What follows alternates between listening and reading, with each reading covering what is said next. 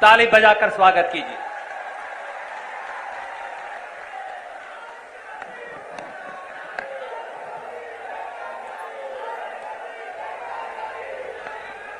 बहनों और भाइयों, सबसे पहले तो आप सबका बहुत बहुत स्वागत इस सभा में। मैं आपको दिल से धन्यवाद देना चाहती हूं कि कटाई का मौसम है और आप अपने खेतों को छोड़कर आज मेरी बातों को सुनने आए हैं। श्री रणदीप सिंह सुरजेवाला जी, कांग्रेस के महासचिव, कांग्रेस के प्रदेश अध्यक्ष श्री कमलनाथ जी, श्री दिग्विजय सिंह जी, श्री कांतिलाल भूरिया जी, श्री सुरेश पचौरी जी, प्रताप ग्रेवाल जी, श्री उमंग सिंगार जी, श्री सुरेंद्र बघेल जी, हीरालाल अलावा जी, पंचेलाल मेधा जी, सत्यनारायण पटेल जी, कमल किशोर पाटीदार जी, जीतू पटवारी जी, कुलदीप इंदौरा जी, मेरे प्यारे प्यारे कार्यकर्तागण और मंच पर उपस्थित सभी नेतागण, आप सबका भी इस सभा में बहुत बहुत स्वागत। आज आदिवासी समाज की गौरव, साहस का चिन्ह गोंडवाना साम्राज्य की महान वीरांगना रानी दुर्गावती जी की जयंती है। उन्हें मेरा शत शत नमन। जय जोहार। लोकनायक टंट्या मामा जी की जय। जय भीम। मेरे साथ एक बार जोर से बोलिए, हम आखा एक छे। आदिवासी नायक भीमा नायक जी, शंकर शाह रघुनाथ शाह जी, बादल होई जी की विरासत को नमन। माही माता की कृपा से, कालका माता की कृपा से, अमका झमका माता की कृपा से आज मैं यहां आपके बीच आई हूं। यहीं पास में अमका झमका के दरबार में भगवान कृष्ण ने मां रुक्मिणी जी के साथ लीला रचाई थी। यहाँ मोहन खेड़ा का श्वेतांबर जैन मंदिर है, एक बहुत बड़ा तीर्थ स्थान है जहाँ देश भर से लोग आते हैं। ये महाराजा भोज की धरती है, शहीद महाराजा भक्तावर सिंह जी की धरती है, जिन्होंने हमारे पहले स्वतंत्रता संग्राम में अपने प्राणों का बलिदान दिया। यहीं पर आदिवासी समाज के और हमारे राष्ट्र नायक टंट्या मामा ने हमारी आजादी के लिए बलिदान दिया। यह संविधान निर्माता बाबा साहेब अम्बेडकर जी की धरती है।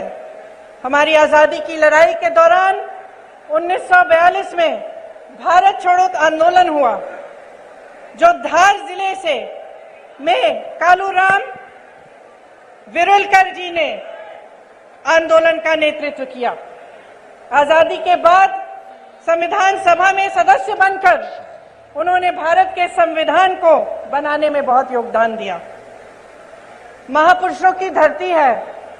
आज यहाँ खड़े होते हुए, उनका नाम लेते हुए, उनकी याद करते हुए मन में ये बात आती है कि हम इन्हें महापुरुष क्यों कहलाते हैं। इनमें और साधारण जनता में क्या फर्क था?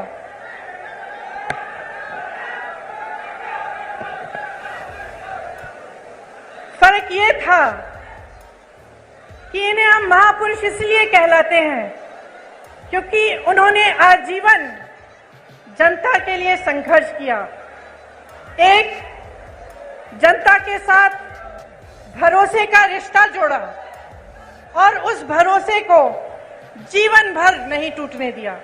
इसीलिए आज भी उनके गुजर जाने के सैकड़ों साल, दशकों बाद हम उनकी याद करते हैं और उनको नमन करते हैं। मेरी दादी इंदिरा गांधी जी भी एक इसी तरह की महापुरुष थी, पुरुष नहीं थी, मतलब एक बहुत बड़ी हस्ती थी जिन पर आपका पूरा भरोसा था। और आपका भरोसा इसलिए था क्योंकि उन्होंने दिन रात आपके लिए काम किया। एक भावनात्मक रिश्ता था और आज यहां खड़े हुए उस रिश्ते की भी मुझे याद आती है।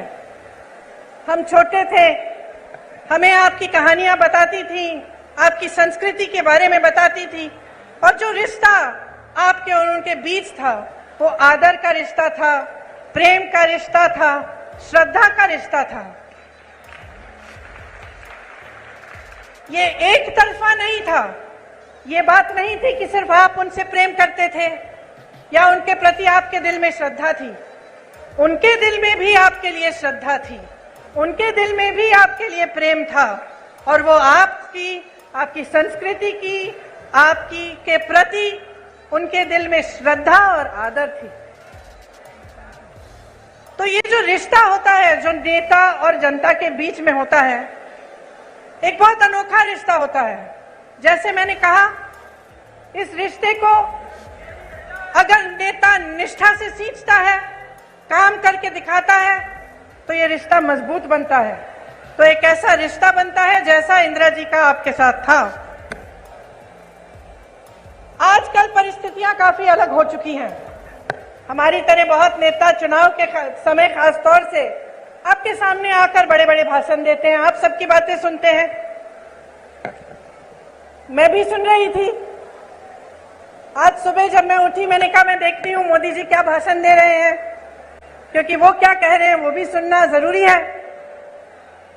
तो मुझे ताज्जुब हुआ कि जो जो हम कहते हैं वही वो कहते हैं। हम कहते हैं उन्होंने घोटाले किए, वो कहते हैं हमने किए। हम कहते हैं हमने विकास किया, वो कहते हैं उन्होंने किया। हम कहते हैं हमने रोजगार दिलाए, वो कहते हैं उन्होंने दिलाए। तो मैं सोच रही थी कि ये तो भाषण तो सभी सेम कहते हैं, वही भाषण है। तो जनता को कैसे पता चलेगा कि कौन क्या कह रहा है और इस बीच सच्चाई क्या है? हाँ, मुझे मालूम है। मैं यहाँ आ रही थी तो मैंने कुछ लोगों से पूछा, नौजवान खड़े थे, मैंने पूछा कि भाई क्या लगता है इस चुनाव में क्या होने वाला है, मध्य प्रदेश का भविष्य क्या है? कहने लगे राजा जा रहा है। तो मैंने कहा अच्छा क्यों? कहने लगे कि इस बार हमारा वोट रोजगार के लिए डलेगा।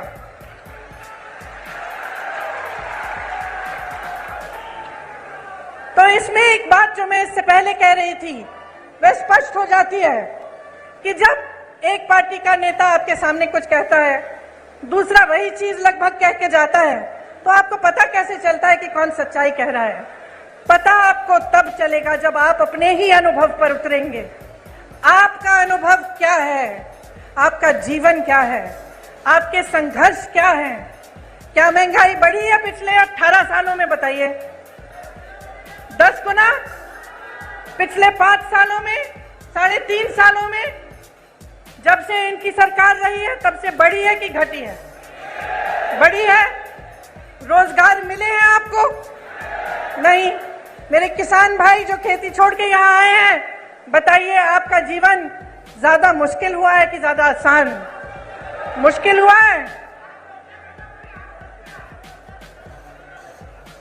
आपको मालूम, आप कह रहे हैं किसानों की आत्महत्या 17,000 में, मैंने अभी एक आंकड़ा सुना कि लगभग 17,000 नवयुवकों ने आत्महत्या की है पिछले 18 सालों में।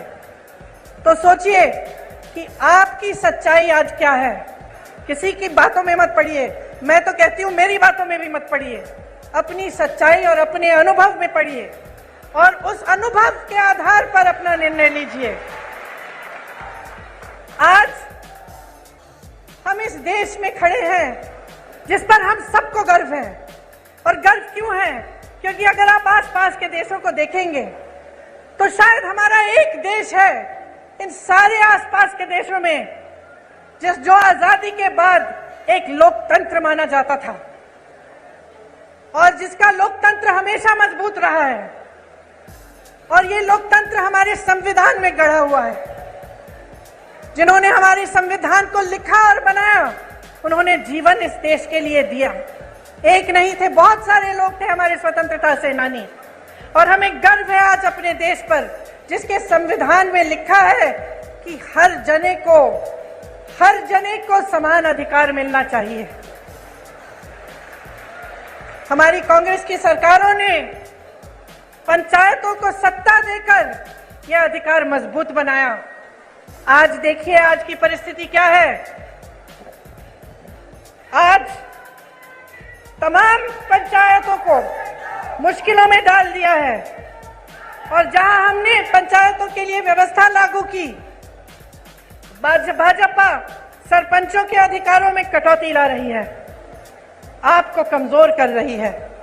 राज्य भर में आज पटवारी 1 महीने से हड़ताल पर बैठे हैं। जितने भी काम आपको कराने पड़ते हैं सब काम रुक गए हैं। आप भटकते रहते हैं इधर से उधर।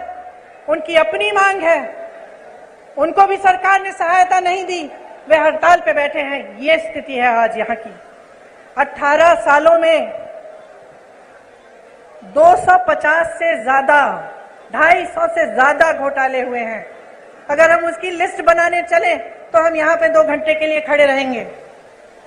बच्चों के पोषण का घोटाला, मिड डे मील का घोटाला, बच्चों के एडमिशन का घोटाला, सर्व शिक्षा अभियान में घोटाला, स्कॉलरशिप में घोटाला, भर्ती की परीक्षाओं में घोटाला, नौकरियों में घोटाला, धार में यहाँ के डैम के बनाने में भी भ्रष्टाचार हुआ। इससे क्या पता चलता है आपको? आप अगर मेहनत करते हैं, खेती में काम में मेहनत करते हैं, कहीं नौकरी करते हैं तो किस लिए करते हैं? मेरी बहनें, आप घर पे मेहनत करती हो, सारा घर परिवार संभालती हो, किस लिए करती हो? अपने बच्चों की परवरिश के लिए करती हो ना, अपने बच्चों के भविष्य को सुरक्षित करने के लिए। हम हमेशा सोचते हैं कि हमारे बच्चे बड़े होकर हमसे कुछ ज्यादा ही करें। अगर हम खेती करते हैं, हम सोचते हैं कि चलो इसको पढ़ाएंगे लिखाएंगे, इसकी और हमारे से बड़ी ज्यादा नौकरी होगी। अगर हम कहीं पे नौकरी करते हैं, हम सोचते हैं चलो इसको और पढ़ाएंगे लिखाएंगे कि ताकि हमसे भी ज्यादा कमाएं, हम बूढ़े होंगे, हमारी देखभाल करें। यही हमारा मकसद होता है। चाहे जितने भी लोग आज यहाँ बैठे हैं, सब चाहते हैं कि अपने बच्चों का भविष्य मजबूत हो, उनकी तरक्की हो।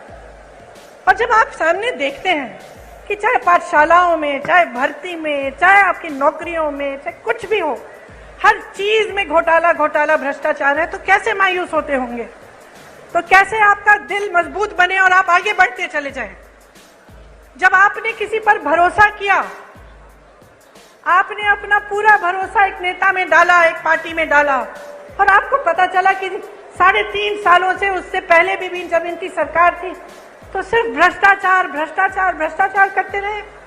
मैं जानती हूं कि आप में से कुछ लोग हैं जो सोचते हैं कि चलो खा रहा है, थोड़ा बहुत उसको खाने दो, हमारा काम तो करे, है कि नहीं? मैंने बहुत बार सुना है कि लोग कहते हैं चलो कोई बात नहीं, थोड़ा बहुत सब करते हैं, लेकिन कम से कम हमारा काम तो हो रहा है। मैंने बहुत बार कभी सुना है। लेकिन यहाँ तो परिस्थिति है कि खाए जा रहे हैं, आपका एक काम नहीं हो रहा है। आप अपने बच्चों को पाठशाला भी नहीं भेज सकते, ये जानने के बिना कि वहां पे भी भ्रष्टाचार हुआ है। यहाँ व्यापम का घोटाला हुआ, 50 से अधिक लोगों की मौत हुई, इन्होंने जांच कराई। ये जो ईडी ये सबके घर भेज देते हैं एजेंसियों को, पता चला कि किसी ने इनके खिलाफ कुछ कह दिया, लिख दिया, एकदम ईडी पहुंच गई उनके घर। अरे यहाँ तक कि फिल्मों के अभिनेताओं के घर भी कल परसों ईडी पहुंच गई। यहाँ पे क्यों नहीं पहुंची? यहाँ जो इतने बड़े घोटाले हुए हैं, इनके अधिकारियों के घर में क्यों नहीं पहुंची? इनके नेताओं के घर में क्यों नहीं पहुंची? तो ये सवाल आपको पूछने हैं।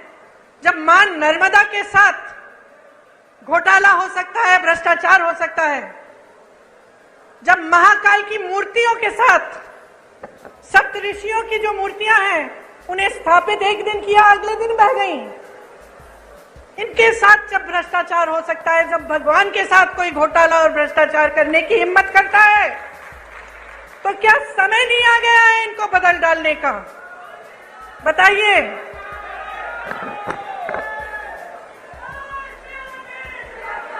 देखिए, देश की आंधी देश की आंधी इस देश का नौजवान है। जाग जाओ मेरे भाइयों और बहनों।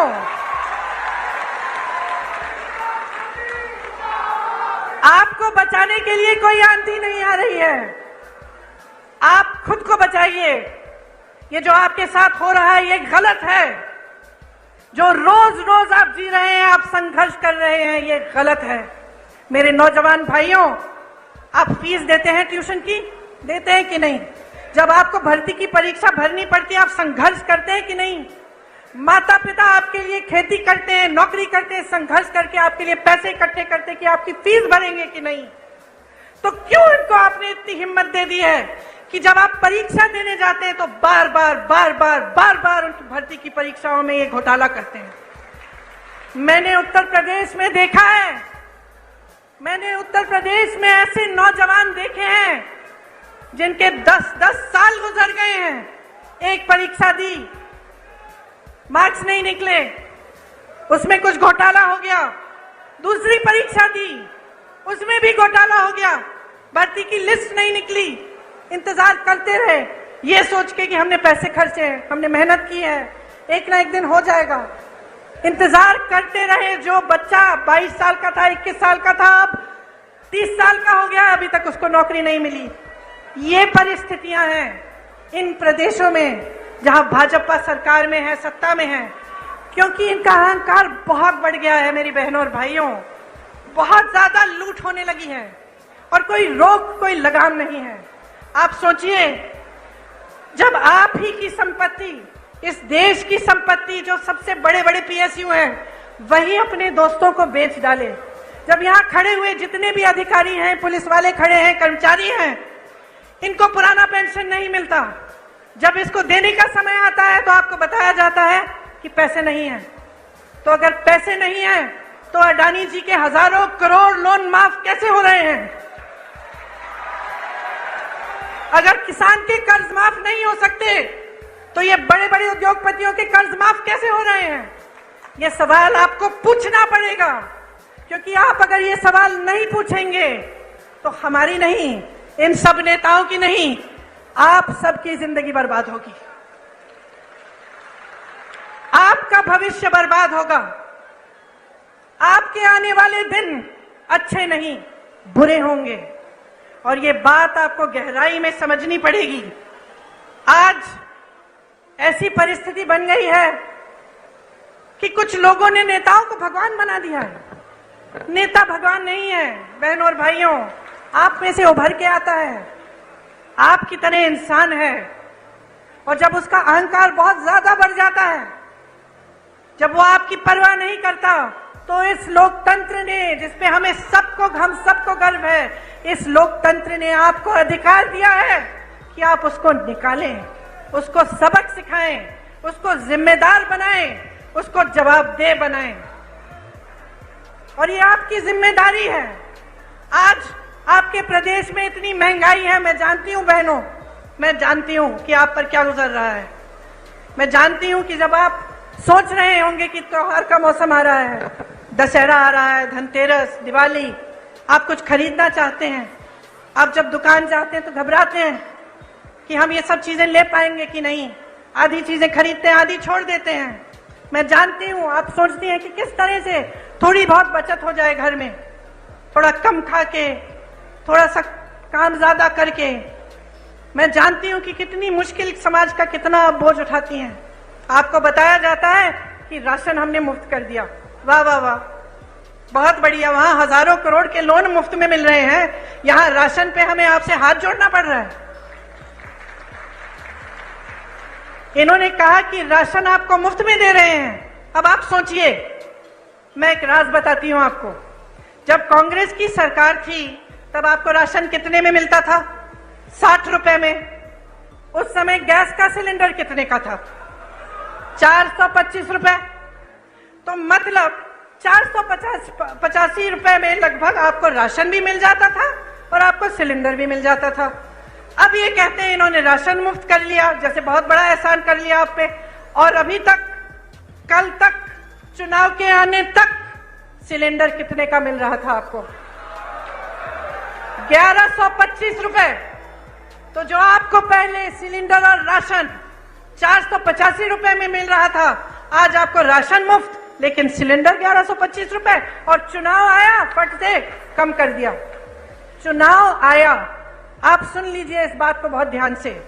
चुनाव आया तो क्या क्या नहीं हुआ। चुनाव आया तो घोषणाएं शुरू। चुनाव आया तो मोदी जी हर 2 दिन यहां आकर कोई उद्घाटन कर रहे हैं। 18 साल में समय नहीं मिला उद्घाटन करने के लिए। ये पुल, ये सड़कें, ये सब विकास की बातें ये पहले नहीं हो सकती थी। क्या समझ रखा है आपको भाइयों और बहनों? अरे जागो, इनको सिखाओ। ये तो समझ रहे हैं कि किसानों के जीवन में मुश्किल पे मुश्किल डालें, कि आप सिंचाई के लिए इनसे भीख मांगे। आपकी जब फसल बर्बाद हुई है उसका मुआवजा आपको मिला है? यहां सोयाबीन के किसान हैं? आपको मुआवजा मिला? चलिए, बारिश आई, बाढ़ आई, कुछ सर्वे भी किया इन्होंने मुआवजे के लिए? नहीं किया।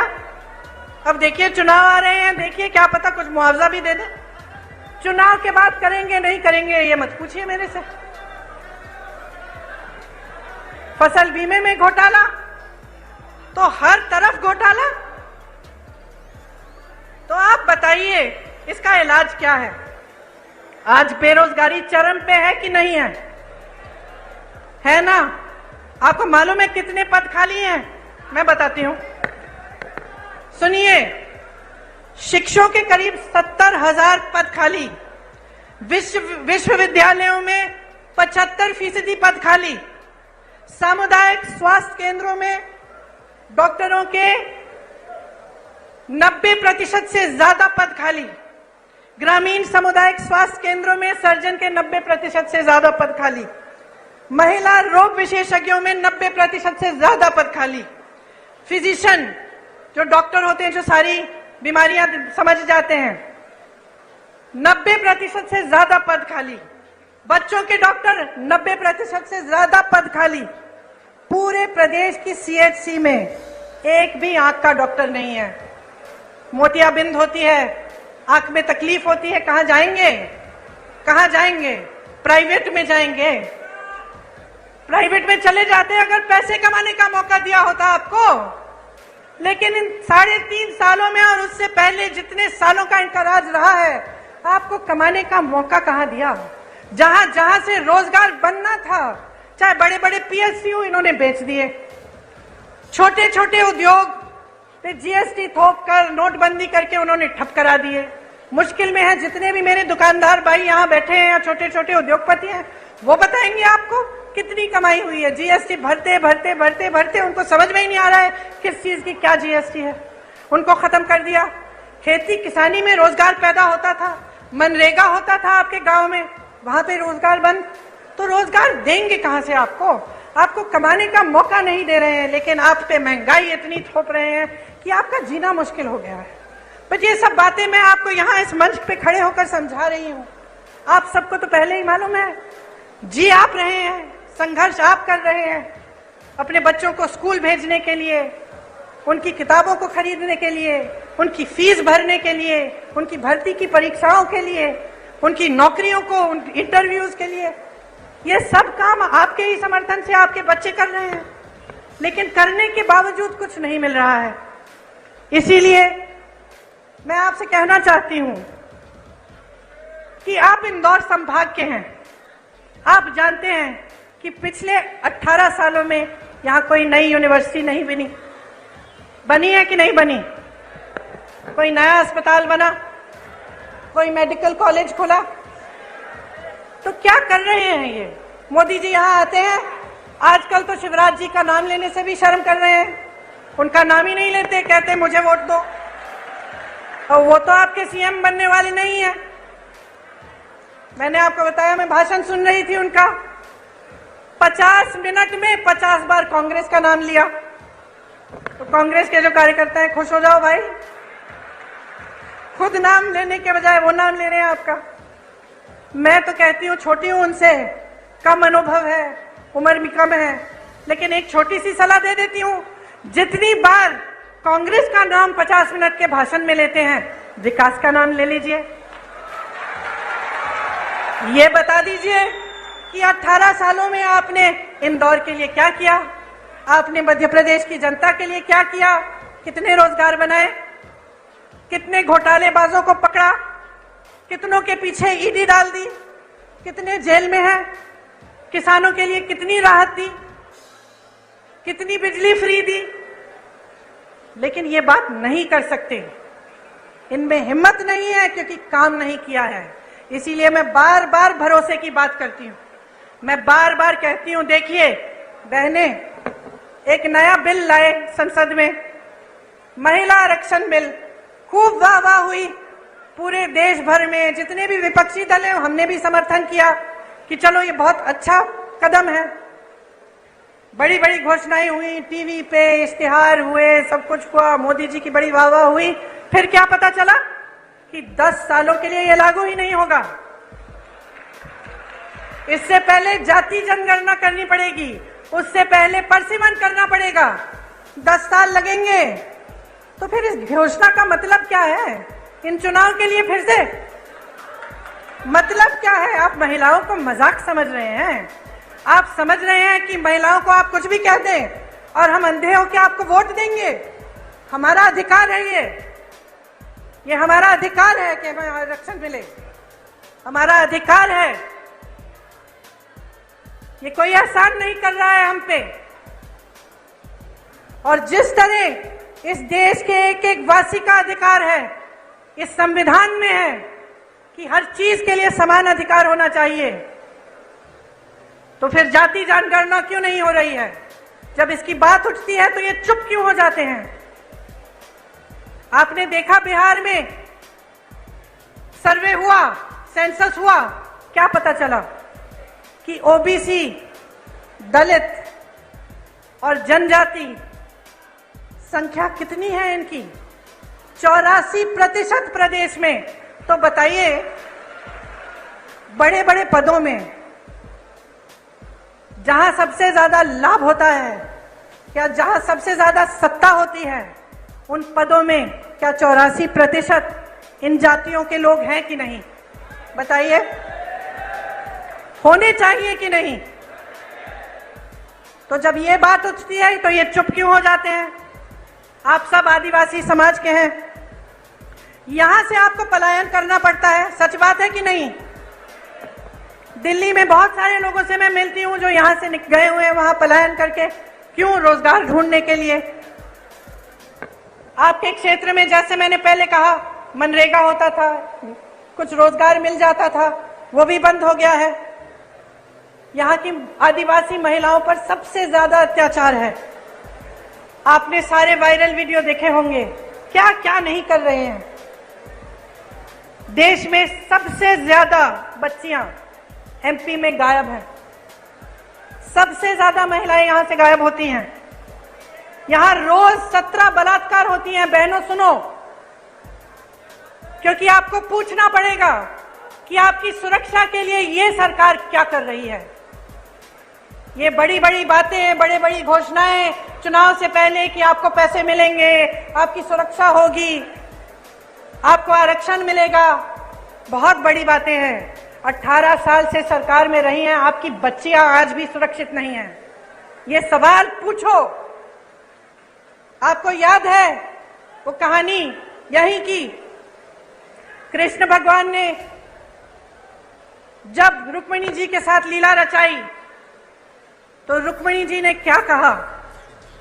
कहा कि घोड़ों का, रथ के घोड़ों की लगाम आप मुझे दे दीजिए, मैं चलाऊंगी ताकि किसी को गलत फहमी ना हो। और मेरी बहनें मुस्कुरा रही हो, लगाम अपने हाथों में लो, अपने भविष्य का रथ रुक्मिणी जी की तरह चलाओ।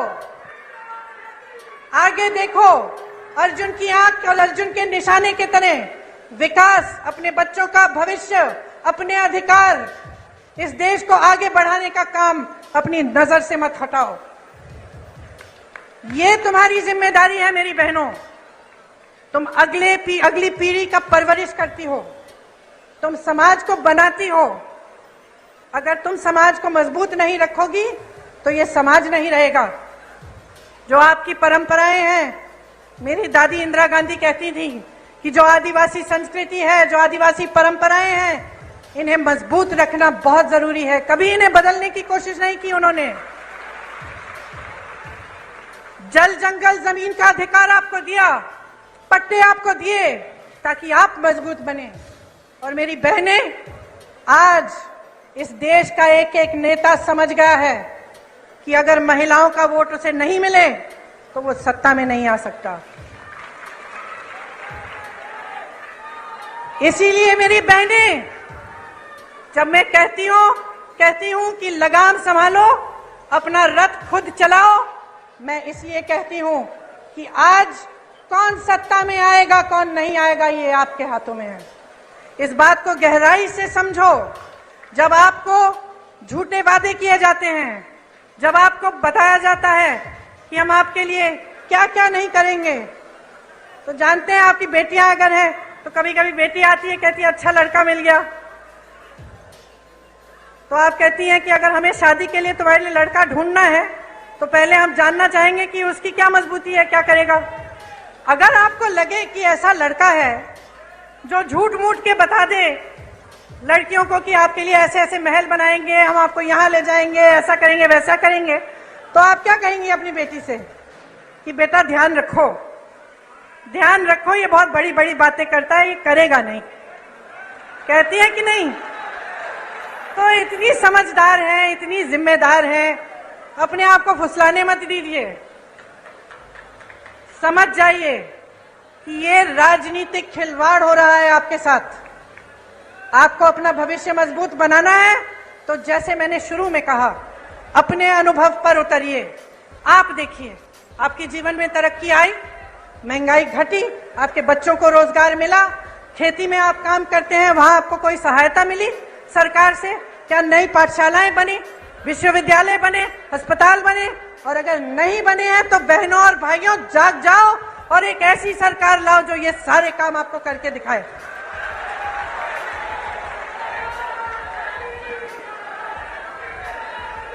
शिशुपाल के अत्याचारों का घड़ा भर गया है,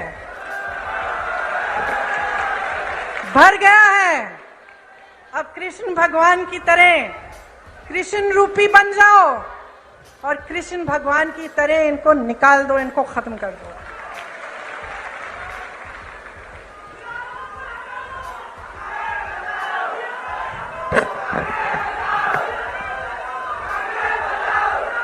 डेढ़ सालों में, पिछले चुनाव में आपने कौन सी सरकार चुनी थी? कांग्रेस? यहां बैठे हैं कमलनाथ जी। पिछली सरकार में आपने पिछली चुनाव में आपने कांग्रेस की सरकार चुनी। फिर क्या हुआ? फिर क्या हुआ? रिश्वतखोरी हुई और जो आपका आदेश था उसका पालन नहीं किया गया। आप कांग्रेस की सरकार चाहते थे और जोड़ तोड़ करके 1.5 साल के अंदर अंदर आपको भाजपा की सरकार मिली कि नहीं मिली? और नतीजा आप सबने देखा। 1.5 साल में मैं आपको बताना चाहती हूं कि आपका ही अनुभव रहा होगा कि कांग्रेस की सरकार ने क्या क्या किया। किसानों के कर्ज माफ किए, 27 लाख किसानों के कर्ज माफ किए, सामाजिक सुरक्षा पेंशन बढ़ाकर 600 रुपए बनाया, 1 करोड़ परिवारों को 100 रुपए में 100 यूनिट बिजली दिलवाई, 1000 गौशालाएं खुलवाई। 1.5 साल की बात कर रही हूं मैं, 18 साल की बात नहीं है ये। आदिवासियों के लिए 12,000 बर्तन बैंक खोले, इससे आपको भी सुविधा मिली होगी। ओबीसी आरक्षण 14% से बढ़ाकर 27% किया।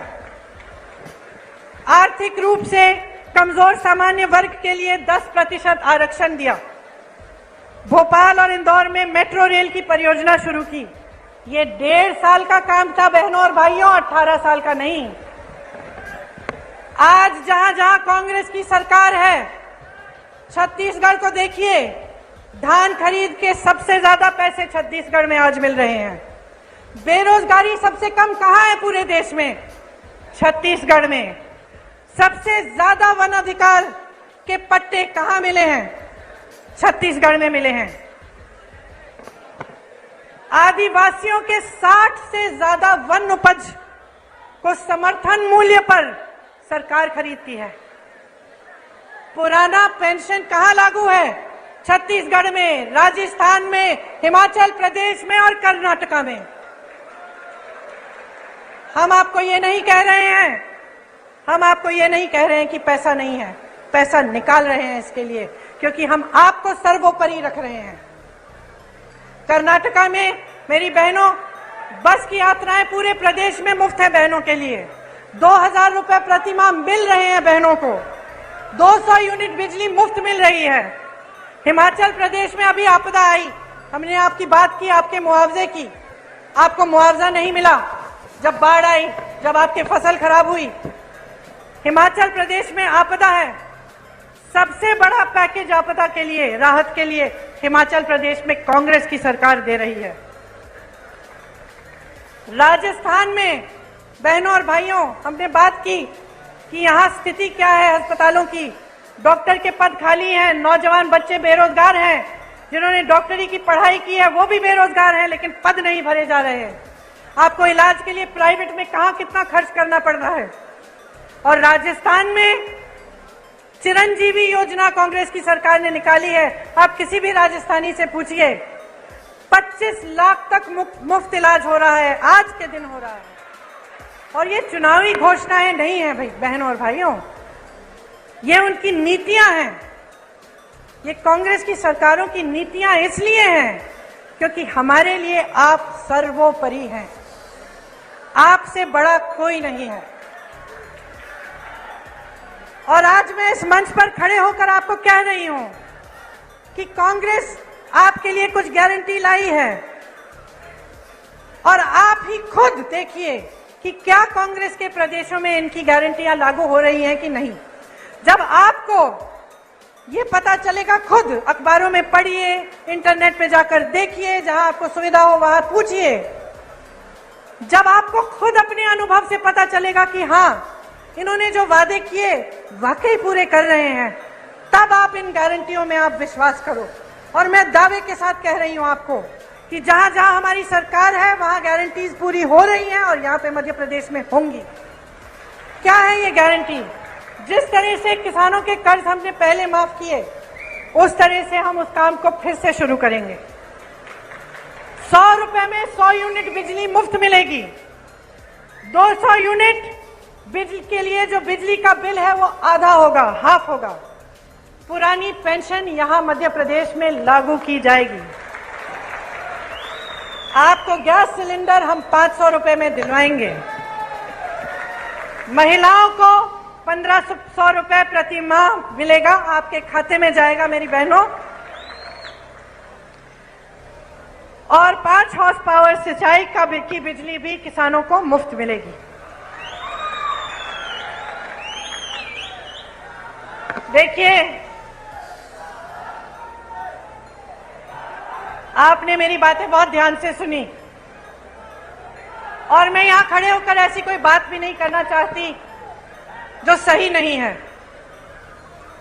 दूसरी पार्टियों को के बारे में नकारात्मक बातें करना, उल्टी सीधी बातें करना आसान है। अपने काम और अपनी पार्टी, अपनी सरकारों के अनुभव, उनके विवेक, उनके कार्यों के आधार पर बात करना मुश्किल होता है। मुश्किल क्यों? क्योंकि फिजूल की बात नहीं कर सकते। मैं यहां खड़ी होकर ये नहीं कह सकती कि भाई राजस्थान में चिरंजीवी योजना है, 25 लाख का मुफ्त इलाज है, अगर नहीं होगा तो। क्योंकि आप में विवेक है, आप जान लेंगे कि भाई यहां पे खड़े होकर सब फालतू की बातें करते हैं। तो यहां खड़े होकर मैं सिर्फ वो बातें करना चाहती हूं जो सच्चाई है, जो हमारे अनुभव की बातें हैं, और जिन बातों की सच्चाई आप खुद खोज सकते हैं। तो यहां खड़े होकर सबसे बड़ी बात मैं आपसे क्या कहना चाहती हूं कि देखिए, ये देश आपका है, ये देश आपका है, ये प्रदेश आपका है, ये भविष्य आपका है, ये आगे वाली पीढ़ी, ये नई पीढ़ी आपकी है, तो जिम्मेदारी भी आपकी है। कांग्रेस पार्टी भी आपकी है, हम सब भी आपके हैं। तो ये एक बहुत बड़ी जिम्मेदारी है, इसको हल्के में मत लीजिए। आपको संविधान ने सबसे बड़ी शक्ति दी है, वो आपकी शक्ति है, जनता की शक्ति है। अब बहुत हो चुका है, आपने बहुत देख लिया है, टीवी में बातें सुन ली हैं, बड़े बड़े इश्तिहार देख लिए हैं, वहां हरियाली है, इश्तिहारों में बड़ी बड़ी चीजें हो रही हैं, सब बन रहा है, यूनिवर्सिटियां बन रही हैं, अस्पताल बन रहे हैं, रोजगार बन रहे हैं, पढ़ाई भी हो रही, सब कुछ हो रहा है इश्तिहारों में, लेकिन जमीन पर नहीं हो रहा है। और जब तक आप इसको जमीन पर नहीं उतारेंगे, आप स्पष्ट कर दीजिए हर नेता को कि जब तक ये बातें जमीन पर नहीं उतारेंगे, अपने वादों पर खरे नहीं उतरेंगे, तब तक आपका कीमती वोट उनके पास नहीं जाएगा। और मैं ये दावे के साथ कह सकती हूं कि अगर आप सोच समझ के अपना वोट देंगे, अगर आप वाकई अपने भविष्य को बनाने के लिए और ऐसी बातों में नहीं पड़ेंगे जिनसे आपके जज्बात जुड़ जाते हैं, क्योंकि बहुत चालाकी से चुनाव के समय आपके जज्बातों को जोड़ा जाता है। धर्म की बातें होती हैं, जाति की बातें होती हैं, ऐसी बातें होती हैं कि आपको बुरा लगता है कि भाई अगर हम वोट नहीं देंगे कहीं हमारे धर्म पे आंच ना आ जाए, कहीं हमारी जाति पे आंच ना आ जाए, लेकिन ये आपको गुमराह करने का तरीका है। तो जैसे मैंने कहा, अपनी आंख अर्जुन की तरह निशाने पर रखिए।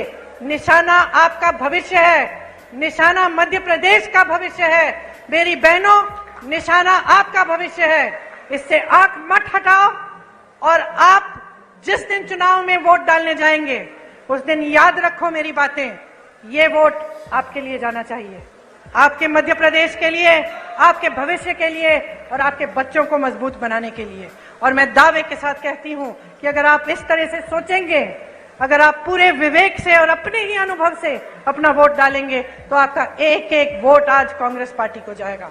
क्योंकि इस देश को मजबूत बनाने वाली, इस देश को स्वतंत्र बनाने वाली, इस देश को एक रखने वाली, इस देश में विकास लाने वाली एक ही पार्टी है, कांग्रेस पार्टी। भाइयों और बहनों, अब खेती में वापस जाने का समय आ गया है। मैं आपको और कष्ट नहीं दूंगी। आपको बहुत बहुत धन्यवाद देती हूं कि आपने इतनी प्यार से